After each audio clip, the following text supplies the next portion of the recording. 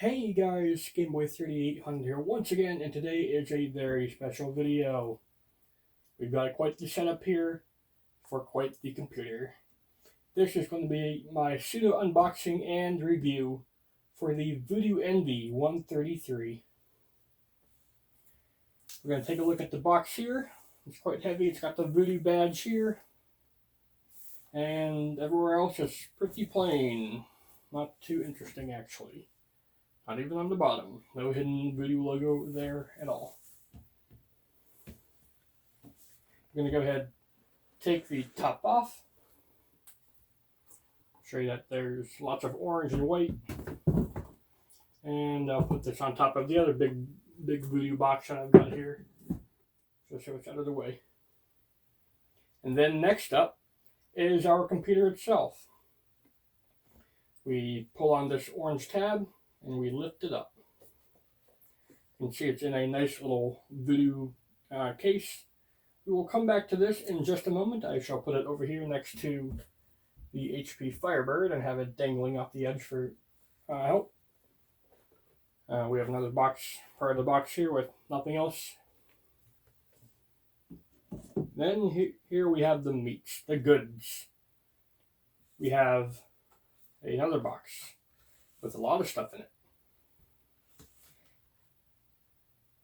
And we will start with the first big thing here.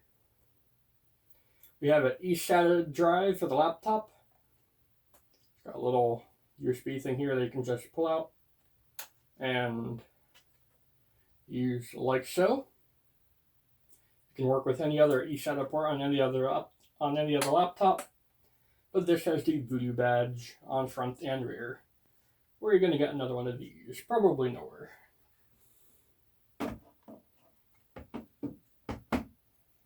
Next up in the other side, we have the power brick itself, which is really cool because you can see on one side we have a power jack, but we also have an Ethernet jack. Why is that?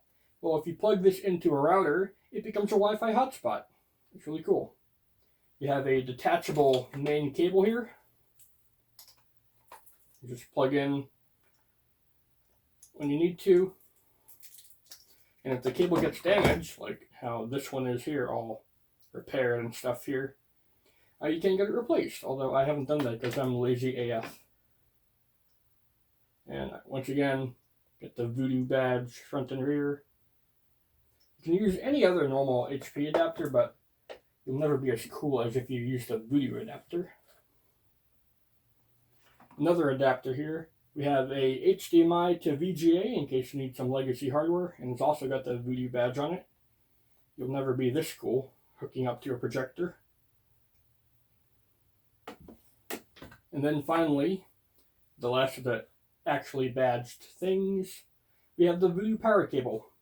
It's a regular old power cable, but it's got the Voodoo badge. It's even cooler. Or just, I guess, just cool, because it was never cool to begin with. In the next pouch, we have a big orange bag. We will get back to that later. For now, we have some setup guides, like touchpad finger gestures notice, and a open source software notice. That's pretty standard. You have a very quick little fold out for the Envy computer here. Looks pretty cute. It shows you how to open up a laptop and turn it on in case you are stupid and don't know how to do that. And there's nothing over here. Other side. Guess what? It's got a lot of text and words. I'll go ahead and put this right back in. Same with these. Now we will open the bag. We've got quite a lot of stuff to go through in here. Quite the collection. That seems to be it. You have an AVG antivirus software notice. You have how to clean your laptop and how to put it in the case. Cleaning your Voodoo Envy 133. Cleaning the touchpad and keypad. And washing the cleaning cloth. Then finding your Microsoft Windows Vista key. Yeah.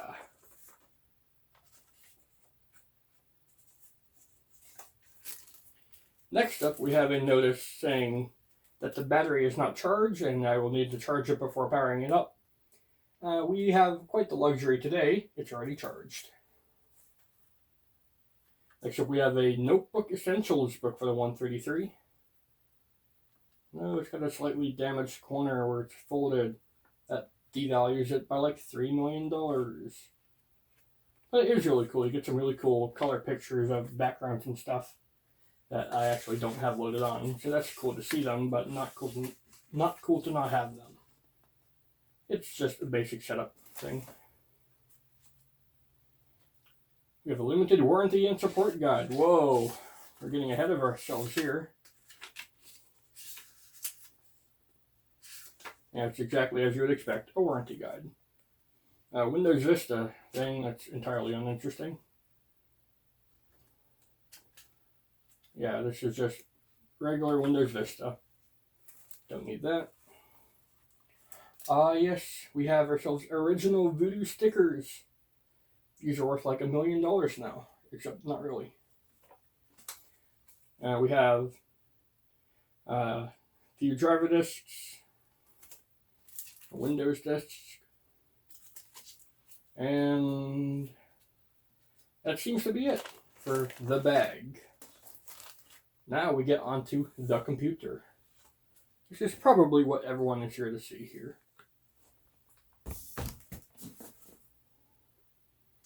We will take the computer and I will put the other things away here so that we have room.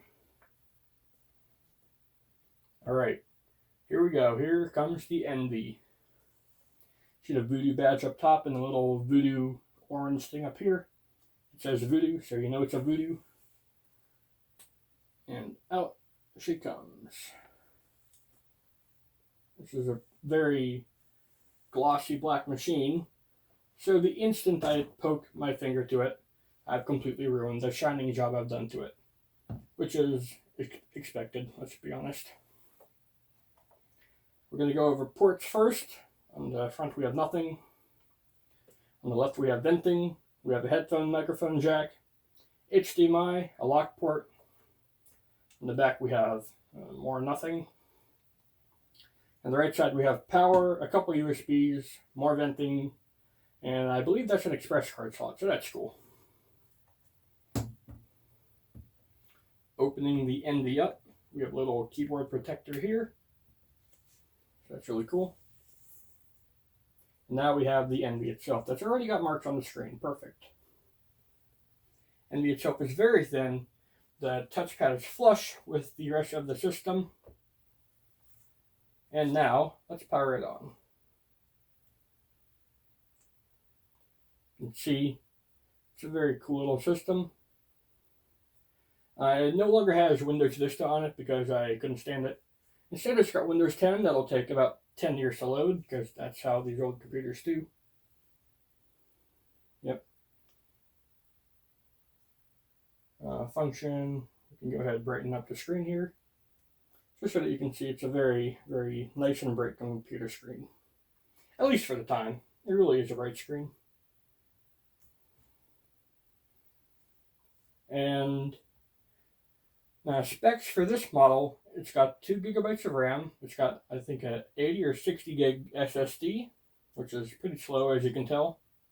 It's got a 1.8 gigahertz Intel Core 2 Duo U-Series processor. And you can, if you pay really close attention, you can hear the fan. The fan is always on when the computer is on. Maybe it didn't do this when it was new, when it was running Vista and no hard-to-run software. But here, it is really, really just always on with Windows 10. There's nothing you can do about it. That's just how it is. Using the computer, the touchpad being flush and everything is actually genuinely really good to use. Way ahead of its time, I would even say. If I can just find the mouse and click stuff here. Just close that. Now you got scrolling, you have pinch and zoom, you have rotate with all hand gestures and stuff. All stuff we take for granted nowadays. This is one of the first computers to really do it, and it had a touchpad big enough to take advantage of that. Way ahead of its time, honestly.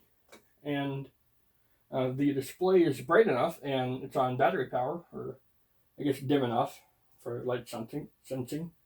What it could do is it has proximity sensors. So what would happen is you get your hand near it, and the keyboard would light up. It's a very dim backlight. I don't know if you can even see it here. But it's there, and it automatically comes on when you go to type in the dark. It's quite cool. I haven't seen any other computer with a proximity sensor by the keyboard. There, you might be able to see it now. Maybe not. I hope you did. It's really cool. Let's go ahead and get the brightness back up here so I can see the screen. And it's got some old computer issues, like the Wi-Fi driver doesn't always load. It's just nothing you can do about that. One thing I will say, though, is if it'll give us enough of a lead here for the video, I'm just going to close Discord here. We don't need it. It's eating up all 2 gigabytes of memory just trying to run Discord. You can hear it now, too. Get out of here.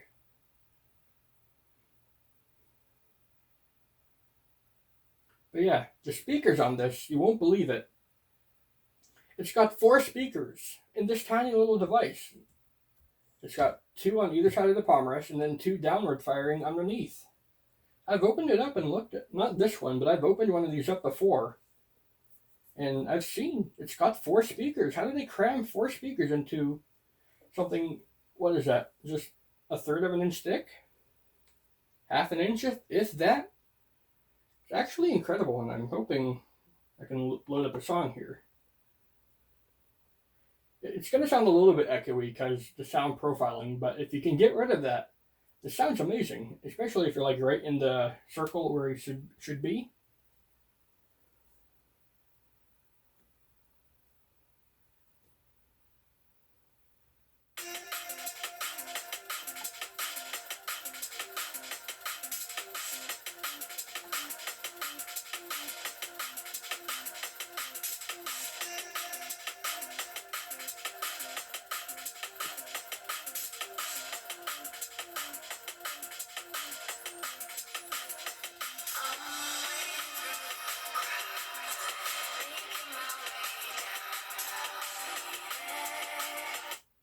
It's a little bit echoey, but it sounds full. It sounds really, really full. And for a device this thin and light, most other computers from the time would have just had 1 speaker, and it would have been like downward firing and awful. To have 4 speakers that sound this full on this thin of a laptop, it's incredible. I've said incredible so many times for this little machine, despite the fact that it's just a 1.8 gigahertz, 2 gigabyte RAM laptop. But I think I know what this computer was trying to pull off when it was new. This computer was trying to pass off as magical. Now, I know Apple says that they have magical devices nowadays, but this was truly, I think, the first magical laptop. It has a super bright screen, at least for the time. An amazing touchpad with brand new gestures that was never tried before. You can see it's working fine here. And then sensing when your hands get near the touchpad and keyboard, and automatically lighting up the keyboard for you. And then amazing sound. I think that's what they were going for. They were going for something truly magical, and I think they succeeded. All they needed to do was wait 1 more processor generation to get like the Core i7 series, and this would have been a fantastic little machine. Anyways, that will just about do it for this little old laptop. If you guys enjoyed, please do go ahead and leave a like, favorite, comment, share, and of course, don't forget to subscribe as well. Thanks. Game Way out. I will see you all in the future. An eSATA DVD drive for the eSATA slot on the laptop, and it can be used with any other